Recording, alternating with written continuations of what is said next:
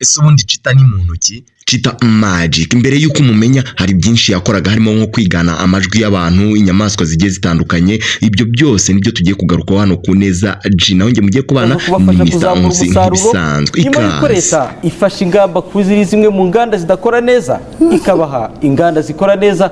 Irene Kimenyi arabiduha mu nkuru irambuye. Umunsi wa gatatu nibwo Minisitiri w'Ubucuruzi n'Inganda François Kanimba yasuye abaturage mu karere ka Muhanga mu murenge wa Nyamabuye. Ibyo bamwe mu baturage baganiragaho ahanini byubaka iterambere ry'u Rwanda cyane cyane bishingiye ku bucuruzi.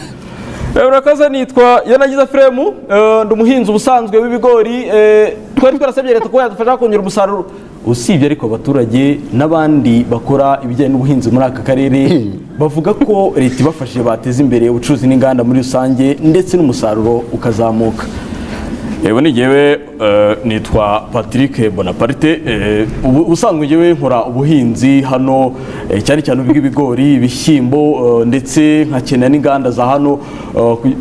Usibye ariko abaturage bagiye baganira na Televiziyo y'u Rwanda, Minisitiri w'Ubucuruzi n'Inganda François Kanimba avuga ko hafashwe ingamba mu gufasha ayo masoko mato mato kugira ngo abaturage bakomeze kongera umusaruro ndetse n'igihugu muri rusange gitere imbere.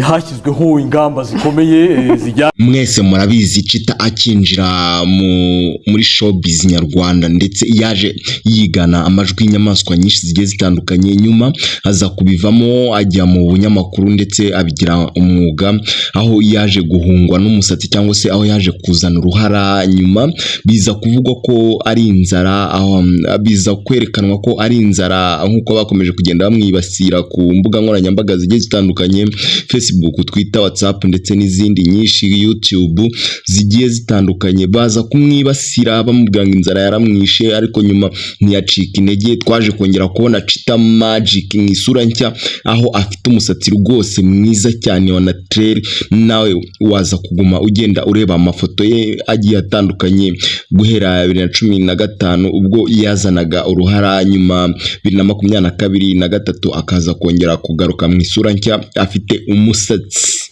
Wakomeje kubana, Imana ibaho umugisha ndetse ibarinde umwaku n'amadeni. Ciao ciao, dure mu